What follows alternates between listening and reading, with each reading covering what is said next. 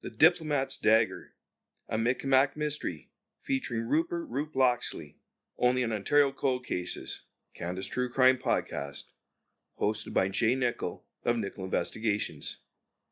Act 1, Blood in the Ballroom. Chapter 1, The Last Toast. The ballroom of the King Edward Hotel sparkled like a chandelier in full blush.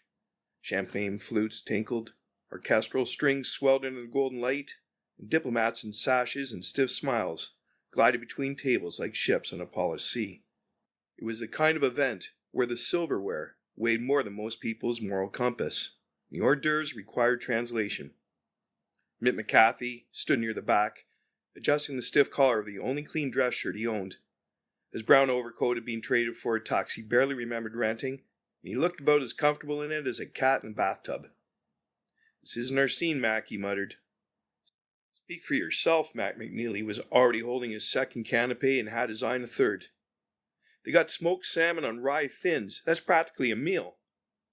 Mick gave him a look. "We're not here to snack." "Then he shouldn't have brought me." The call had come just before 10. A death of the King Eddie, the desk sergeant had said. High level, discreet. They'd been instructed to dress formal.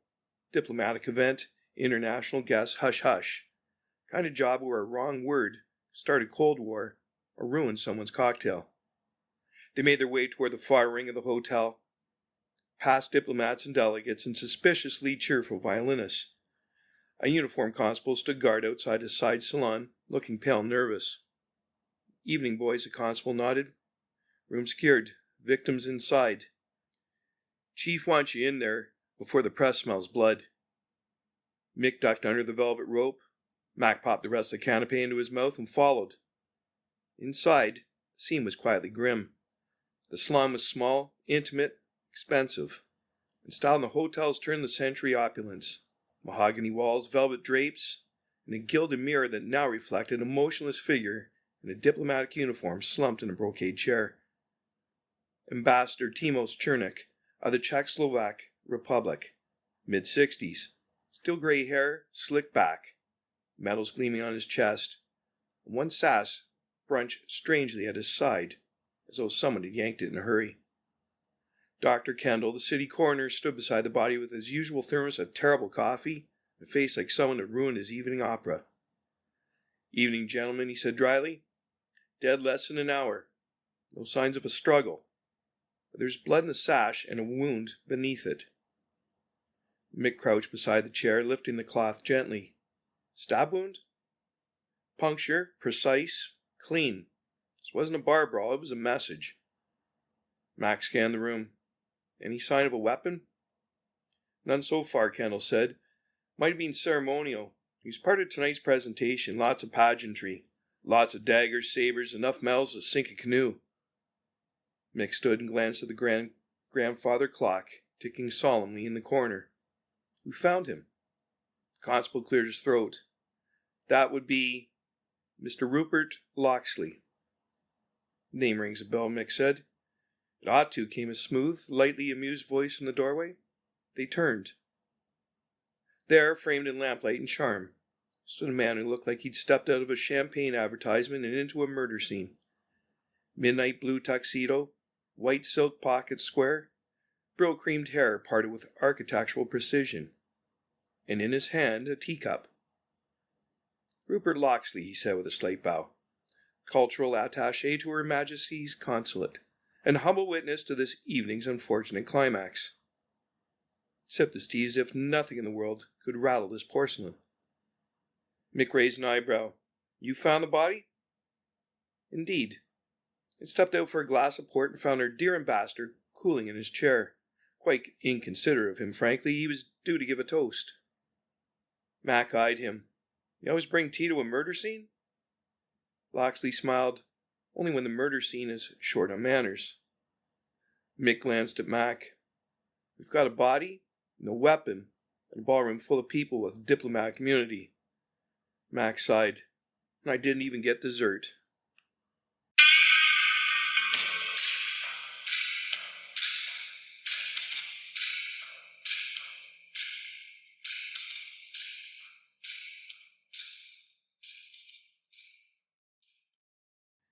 Chapter 2. Enter Loxley. Rupert Loxley had the kind of smile that could be both an invitation and an alibi. He moved through the scene like it had been decorated for him, one hand in his pocket, the other balancing a bone china teacup, as if he just strolled in from a drawing room instead of a murder investigation. His every word was dipped in Oxford varnish and delivered with the calm assurance of someone who'd never once been late for a train, a duel, or a dinner party. Mick didn't trust him one bit. "You say you were fetching a glass of port?" Mick said, flipping open his notebook. "From where?" "The drawing bar, just off the west wing," Loxley replied. "Though I must confess, the selection was appalling, Portuguese in name only." And he heard something unusual. A soft thump, sort of noise one expects when someone either faints or drops a wine bucket. "And you came in here?" Mac asked, eyes drifting down to Loxley's gleaming cufflinks. "Alone?" "Of course," Rupe said. "I'm nosy by nature. Comes with the job. I found the ambassador slouch rather inelegantly in that chair. I presumed he'd had too much brandy, until I noticed the blood." Mick watched him for a beat. "You touched anything?" "Only my nerves," Loxley quipped. "Though I did check his pulse. I assure you, I've had training in such things." "Medical training?" Mick asked. Rupe tilted his head. "Of a kind. Though in truth, that was more for verifying the absence of life than preserving it. Rather different syllabus." Mac, meanwhile, circled Rupe like a man inspecting a luxury automobile. "That's a nice cut," he said, fingering the lapel of Loxley's jacket. "Tailored?" "Savile. One must look one's best, especially when surrounded by suspects." "You think there are suspects?" Mick asked. "Don't you?" Rupe replied, strolling over the sideboard with casual elegance. "Ambassador Chernick was many things: scholar, diplomat, occasional bore, but above all, a man with enemies. Comes of trying to hold Europe together with paper clips and charm." Poured himself more tea from a silver pot that no one else had dared touch. "Care to elaborate?" Mick asked. Loxley sipped and winced. Hotel tea. Tragic. Mick exhaled slowly, pen tapping against his notebook. "Look, Loxley." "Rupe," the man interrupted cheerfully. "Everyone calls me Rupe." "I'm not everyone," Mick said. "This isn't a garden party. You were alone. You found the body. You're already far too comfortable. Which means you either know more than you're saying, or you're used to scenes like this." Rupe's eyes sparkled. "Detective McCathie, was it? You strike me as a skeptical type. And you," he turned to Mac, "you're the hungry one." "I prefer observant," Mac said, brushing crumbs off his tie.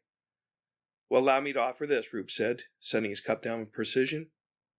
"Chernick had been under pressure lately, from within his own circles. A rival group of exiles who disagreed with his, shall we say, moderating tone." "Names?" Mick asked. "I'll scribble a few for you. Some rather unpleasant characters, I'm afraid, but do be careful. Politics and murder make terribly flammable bedfellows." "You make this sound like a cocktail game," Mick muttered. "Only the high-stakes ones," Rupe said with a wink. "Now, if you'll excuse me, I believe I'm expected back in the ballroom to look elegantly distressed." He turned to leave, and paused. "Oh, and if either of you need an invitation to the Baltic Society meeting tomorrow evening, I know the hostess. Lovely woman, big on canapes." "Why would we want to go to that?" Mac asked. Rupe flashed his most innocent grin. "Because that's where the next corpse might turn up." He vanished through the door like a magician, folding his silk handkerchief.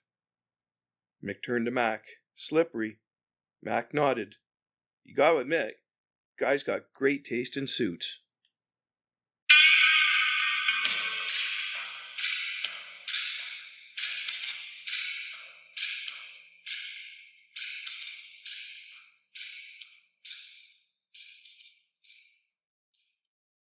Chapter 3. Diplomatic Immunities. The ballroom had turned cold.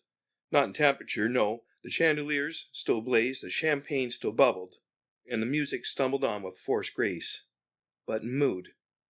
The kind of chill that settles in when someone realizes murder has RSVP'd to the party.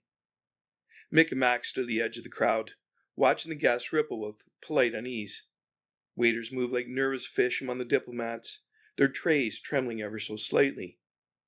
Someone was still laughing too loudly at a joke no one had told. That's when you knew things were serious. I've seen less tension in a lion's cage, Mack muttered, adjusting his tie like it was trying to choke him. Lions are less likely to sue you if you look at them, Ron, Mick replied. Scan the guest list in his hand. Half this room could kill a man and walk out the front door with a smile and a consular escort. Anyone on here not packing immunity? Mack asked. Us. The guest list read like a Cold War chessboard. A Soviet trade envoy with a suspicious limp. A British intelligence liaison with a laugh like a foghorn. An American attaché who looked like he'd been carved out of football leather. A scattering of exiled aristocrats, Eastern Bloc poets, war widows with emeralds the size of golf balls, and that one fellow from Uruguay who seemed to be everywhere and nowhere at once. Then there were the Canadians, businessmen who smelled like tobacco and favors, senators who clutched cigars like lifelines, a couple of socialites floating like sequin ghosts, chasing whatever power was closest to the hors d'oeuvres. Anyone in this crowd actually know Chernik? Mack asked. Officially, dozens. Personally, it's hard to say, Mick flipped the list. There are a few names circling the ambassador's itinerary. Tonight he was supposed to meet with, he read aloud, Viktor Dobek, Czech exile, journalist, former resistance fighter. Odette Sorel, French cultural advisor, possibly more. Grigory Lashenko, Ukrainian poet / political agitator. And Rupert Loxley. Max snorted. Of course. Guys like gravy, he's into everything. Before Mick could answer, polished voice interrupted. Ah, detectives. Short man in a three-piece suit approached, mustache waxed, eyes unreadable. I'm Chief Protocol Officer Emil Langley, on behalf of the Department of External Affairs.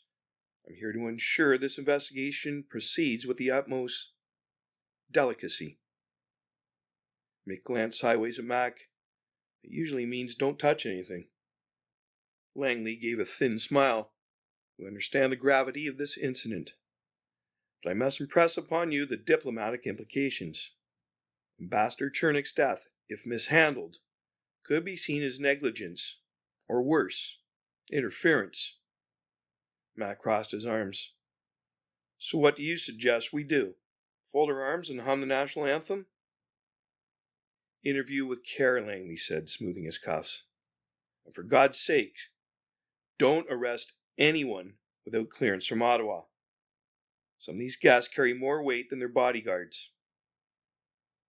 A nearby waiter passed with a tray. Max snatched a pastry without breaking eye contact. We'll be careful, Mick said.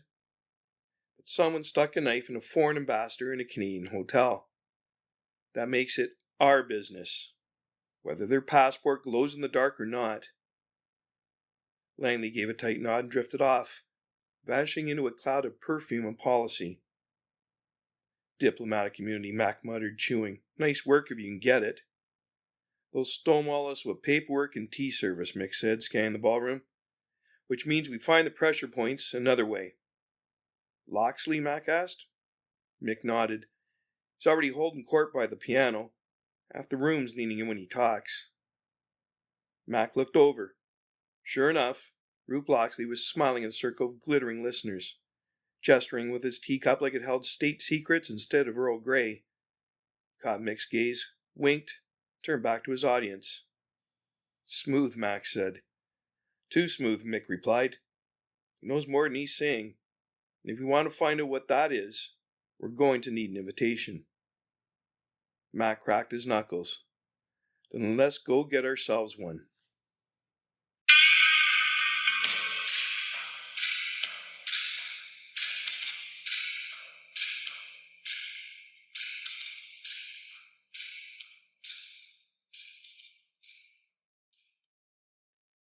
Act 2, Secrets and Shadows. Chapter 4, The Sash and the Saber. By morning, the gallows glittered, dull to a hangover. In the daylight, the King Edward's salon looked less like a murder scene, more like a furniture catalogue with a dark secret. The body was gone. The blood had been scrubbed with all the urgency of diplomatic embarrassment.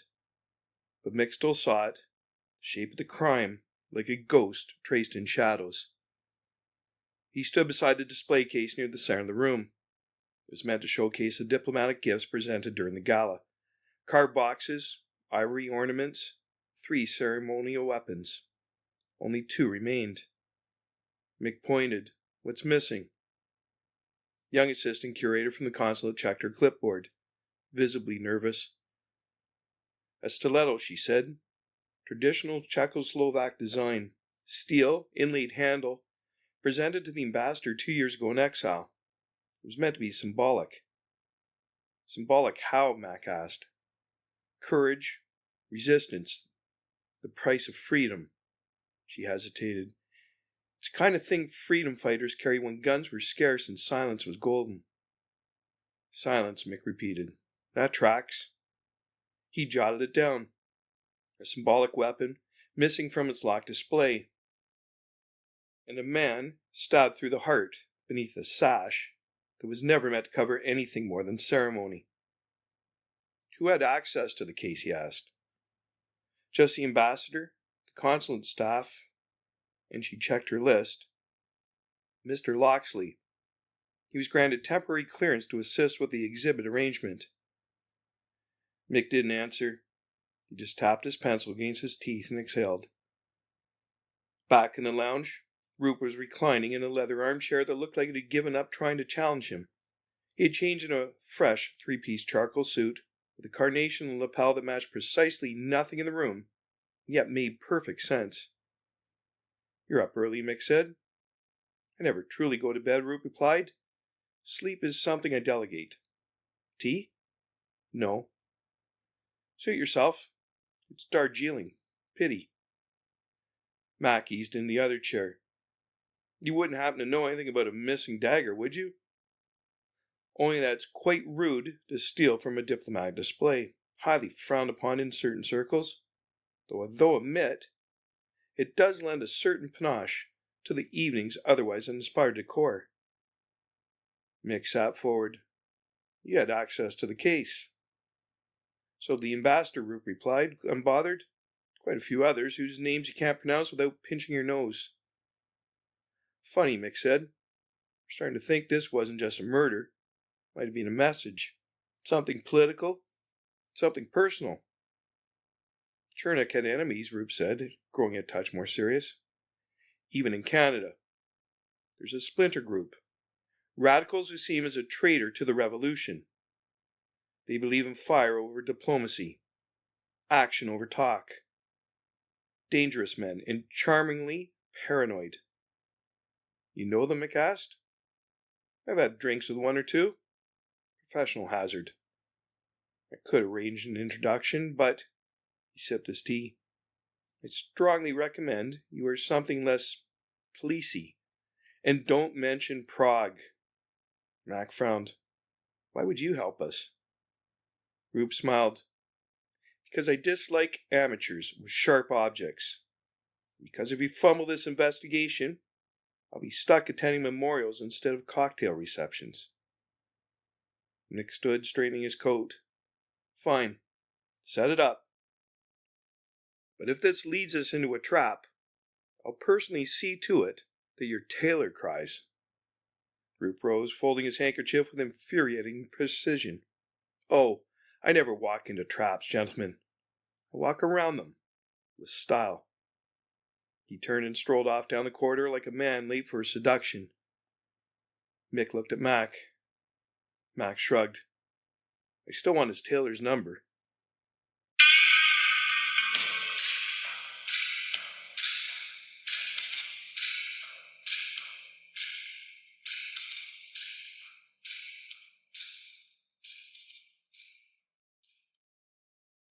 Chapter 5. A Very Private Collection. The art gallery of Toronto stood like a stone cathedral of culture, ornate, austere, and just a little too quiet for Mick's liking. It was mid-afternoon when he and Mack arrived, coats flapping in the wind, bringing with them a scent of streetcar grit and police suspicion. It didn't pair well with polished marble floors. The main exhibit featured portraits from pre-war Europe, dignified faces in oil, all staring just off to the left, as though haunted by something no one could name. "Don't trust any painting that doesn't look you in the eye," Mack said, hands in his pockets. "Feels like it's hiding something." "You're not wrong," Mick muttered. "According to the gallery's own register, one of these paintings was flagged in a Czech war crimes dossier back in '46. Stolen art. Supposed to be in government custody. Now it's hanging in a borrowed frame under soft lighting." "And guess who used to own it?" Mack asked. "Ambassador Chernik," Mick replied. "Back when he was just a professor in Prague. The Nazis took it, then the Soviets. Then, who knows? But here it is, back in Toronto, and he didn't bring it." The gallery's research room was tucked behind a locked brass door marked Archives, staff only. It didn't stop Edward Thornton from greeting them like old friends, spectacles perched on his nose and a rare smile warming his otherwise bookish features. "I'm afraid we have more questions than answers," he said, gesturing for them to follow. "The painting came in through an anonymous donor 2 months ago. No documentation, no formal ceremony. Slipped in the collection as part of a Czech modernist donation." "Any chance it was forged?" Mick asked. "That's why I called in Nick." They stepped into a smaller room, where Nick Hawthorne stood in a pool of lamplight, sleeves rolled to the elbow, peering at the canvas through a jeweler's loupe. He looked like a man who could spot a lie at 100 paces, and iron it flat with a silk press. "It's real," Nick said without looking up. "Cracking, varnish, brushstroke tapering. It's authentic. Early Yuri John. But the signature's been touched up. Someone tried to obscure the ownership mark." "Why?" Mack asked. "Because ownership is history. And history, gentlemen, is dangerous." He finally looked up. "This painting didn't just turn up.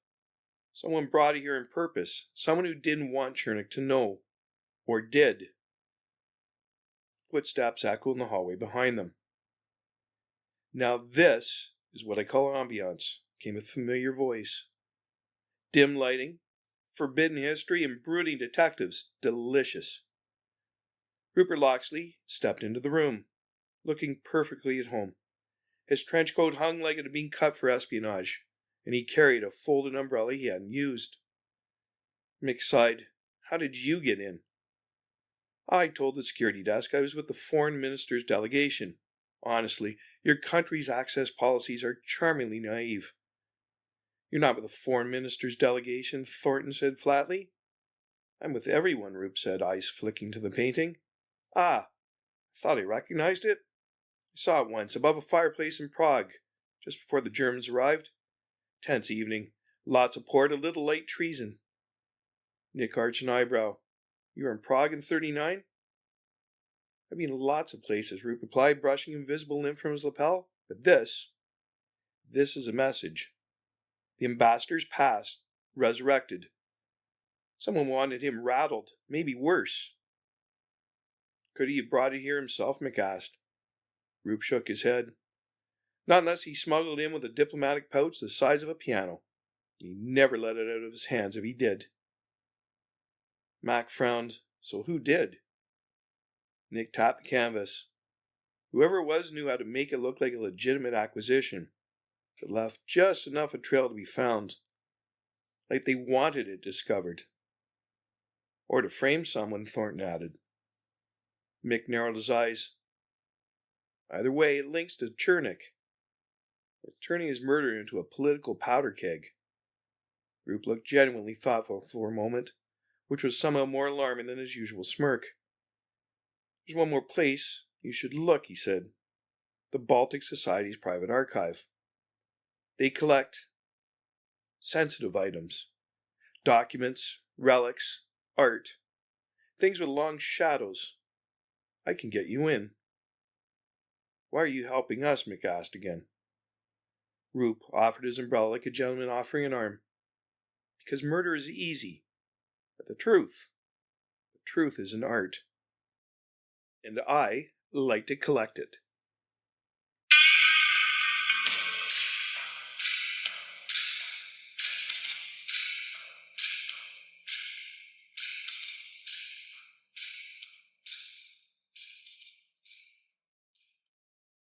Chapter 6.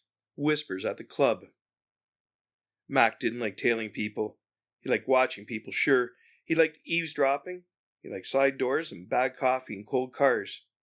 And he especially liked the part of the end where you got to say, "You're under arrest." But tailing? No thanks. It required subtlety, patience, shoes that didn't squeak when you walked past marble fireplaces. And the Caravel Club was all marble fireplaces. The place looked like something out of an old spy novel. Polished wood paneling, heavy curtains, scent of pipe smoke, and generational wealth.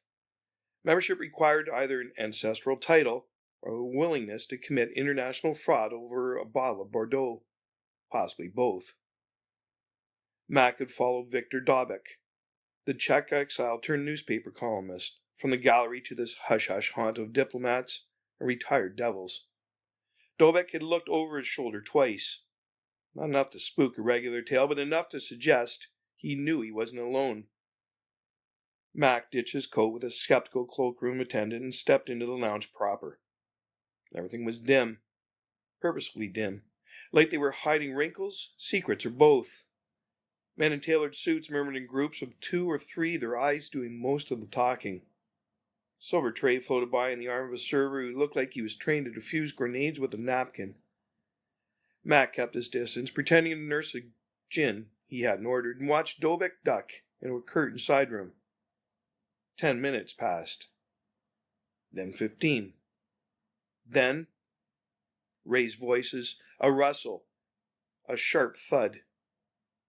Mac moved, fast and quiet, pushing through the curtain, only to be grabbed from behind. 2 figures had been waiting in the cloakroom. One of them, a square-jawed man with the neck of a bulldozer, slammed Mac into the coat rack. Hangers clattered. Mac swung a left that connected with something soft and important, but a third man grabbed him by the collar and twisted hard. "Tell your people," growled a Slavic accent, hot and sharp against his ear. "The Baltic memo does not leave this building." "What memo?" Mac barked. A fist cocked back. And then, just as quickly, "Gentlemen, please, not the trench coat." The voice came silk smooth and dry as a London martini. Rupe Loxley stepped into the cloakroom like it was a theater and the curtain had just gone up. He carried a slim cane he didn't need and a folded handkerchief he did. The suit was, as ever, immaculate, not a crease out of place. The 3 men hesitated.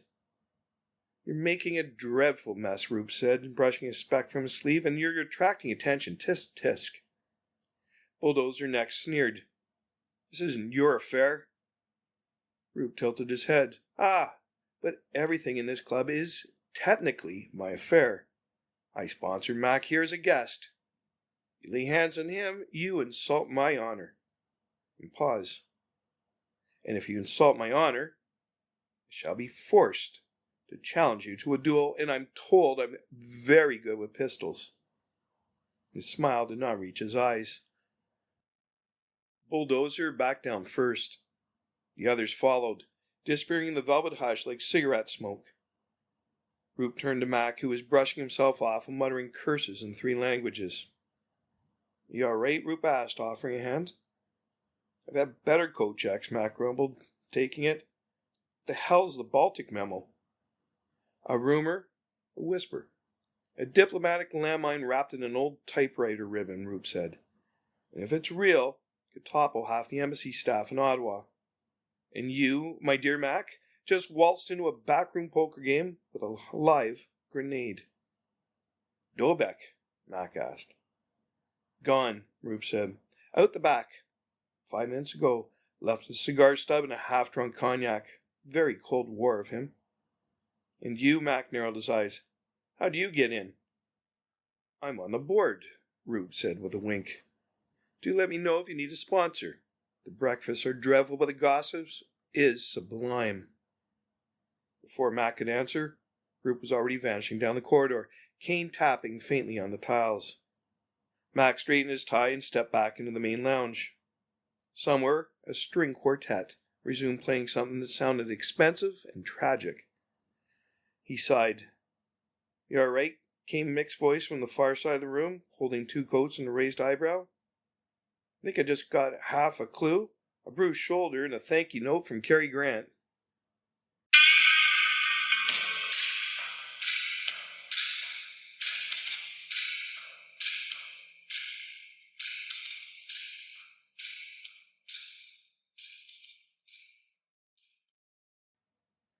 Act 3.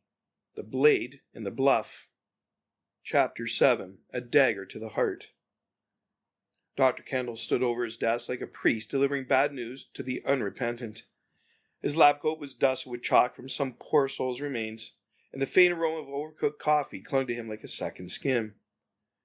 The morgue's basement office was a far cry from the King Edward's glittering ballroom, but this was where the real post-mortems happened.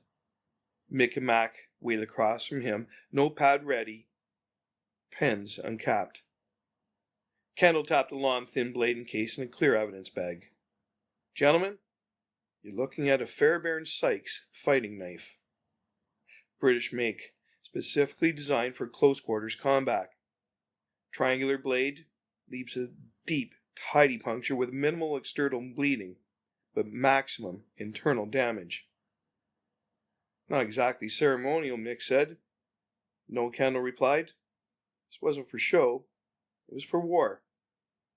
Max squinted at the stiletto. "How to get past the sash?" "Easy," Kendall said.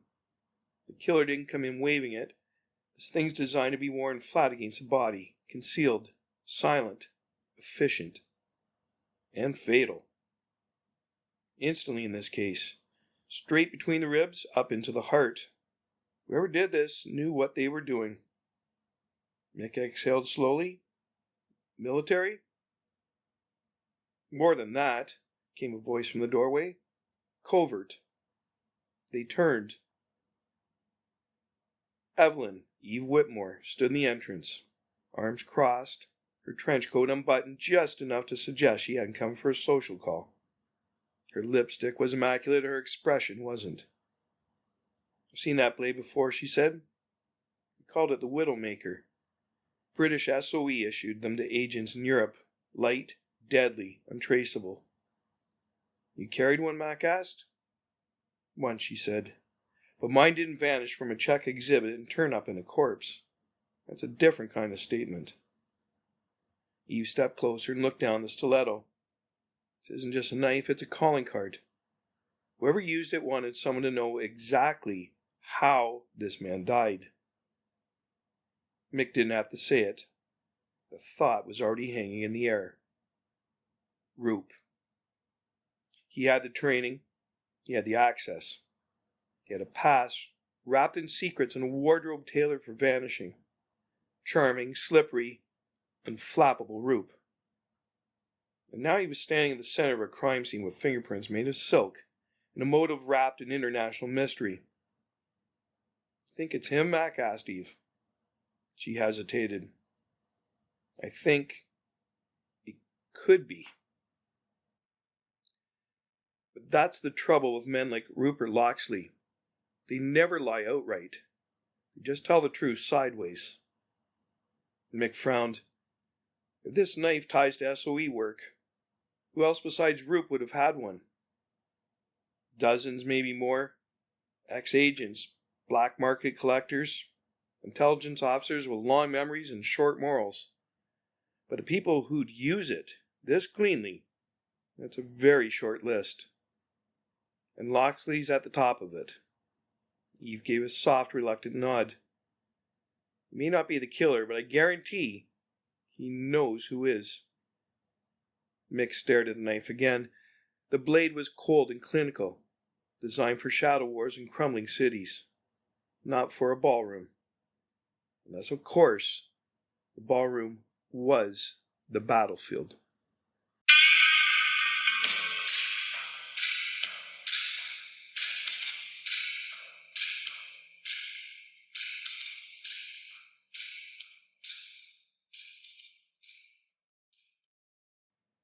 Chapter 8.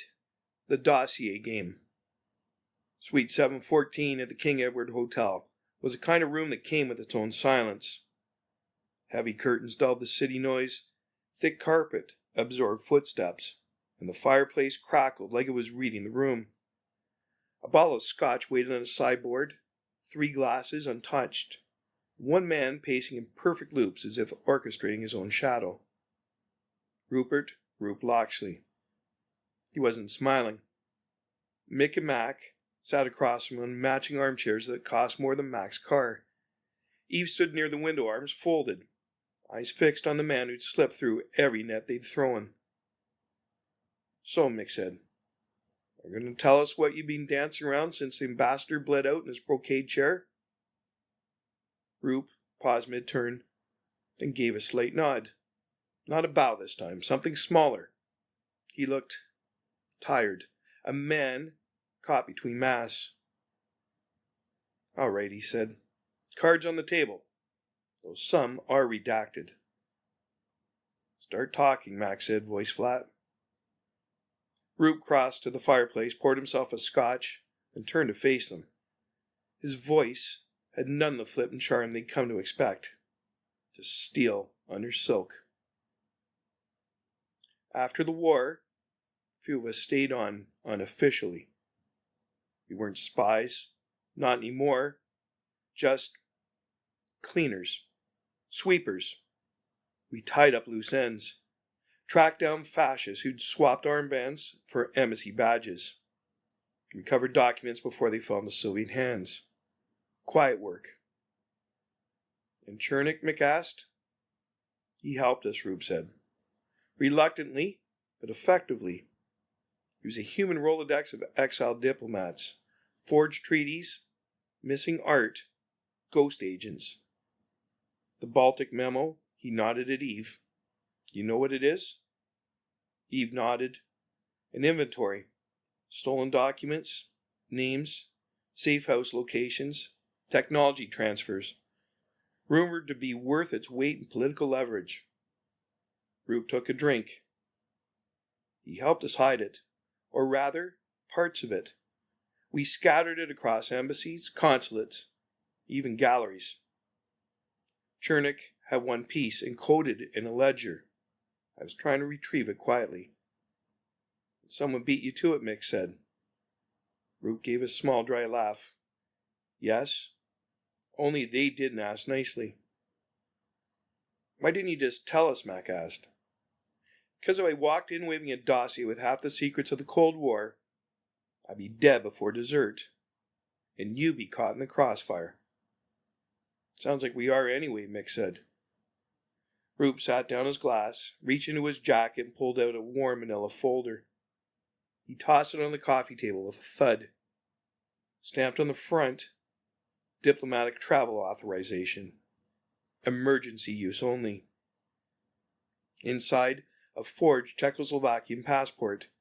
Fresh ink, recent photo. "Who is it?" Mick asked. "Grigory Lashenko," Rupe said. "Poet, patriot. Or so he pretended. Chernik discovered Lashenko had been feeding intel to Moscow under the guise of pan-Slavic cultural outreach. He confronted him. Lashenko panicked. The knife, I suspect, was already on him." Eve opened the folder, studying the passport. "It's good. Almost perfect. But this paper stock's Canadian, not Czech. Whoever made this had access to a local forgery ring." Mick leaned forward. "You're saying Lashenko stabbed Chernik and was planning to flee?" "Yes," Rupe said. "The final piece of the Baltic memo hidden in that painting at the gallery. The one Chernik never knew had resurfaced." Max scratched his chin. "So why isn't Lashenko run?" Rupe smiled faintly. "Because he doesn't know we found the passport. He doesn't know his escape route's being compromised." "You set a trap," Mick said. "I set a stage," Rupe corrected. "But I'll need you two to write the ending."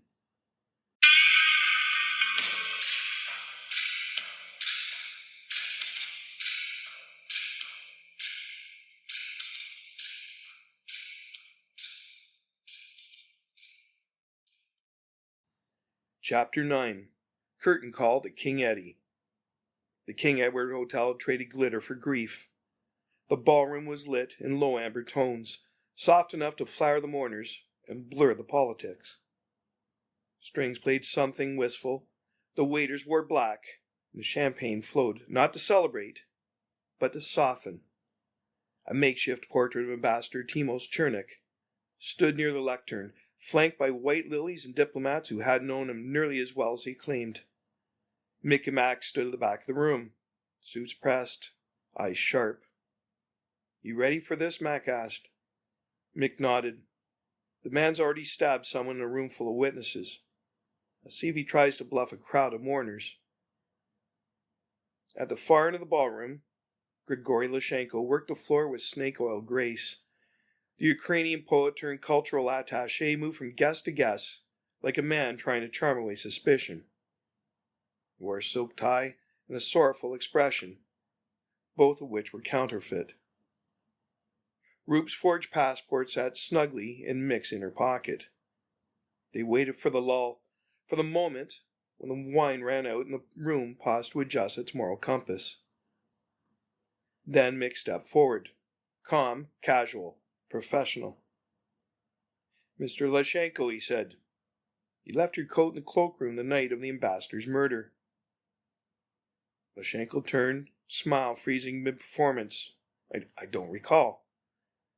"No," Mack interrupted, lifting a silver ice bucket off a side table. He reached inside and pulled out a long, slender blade, still damp from the champagne cooler. "'Cause someone hid this in your bottle of Dom Perignon." Gas flitted through the room like startled birds. Lashenko's eyes narrowed. "That proves nothing," he snapped. Mick held up the passport. "And this? Brand new travel documents, issued to a dead man." Lashenko's mouth opened and closed. A beat passed, then two. He turned to run.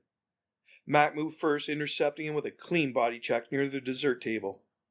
The crowd parted like a polite sea foam. Mick followed, cuffing Lashenko without drama. A scattering of applause broke out, mostly from the Canadian delegation. Mick shook his head. "Never fails. Wait for the toast, catch the killer." Mack dusted his jacket. "Do we get to finish the memorial snacks, or are we getting kicked out again? I think that depends on how charming our mutual friends feeling." Epilogue. Tea and daggers. The suite was quieter now. The fire burned low, and the city outside whispered its midnight song. Mick leaned against the windowsill, polishing his notes. Mack dozed in a wing-back chair, one shoe off and one eye still open. The door clicked softly. Rupe Loxley stepped inside with a fresh cup of Earl Grey and an unbothered smile. "I spoke to Ottawa," he said. "They're willing to pretend none of this happened, provided we pretend it was handled gracefully." Mick didn't look up. "And you?" "I'll be seen having a public disagreement with someone important and quietly reassigned. Paris, perhaps, or Lisbon. I hear the coffee's dreadful, but the espionage is divine." He sipped. Consider the storm smoothed. Mick finally looked up. "You're slippery as an eel in silk gloves. And I take that as the compliment it was meant to be." Mack stirred. "Yeah, well, you're our eel. I still want the number of your tailor." Rupe smiled. "I'll have him send you a card." He turned toward the door, pausing just long enough to raise his cup in half salute. "Gentlemen, until the next dagger." The door closed behind him. Mick and Mack sat in the hush for a long moment. The Mack reached for the last biscuit on the tray. "So what do you figure the odds are that he didn't kill someone else this week?"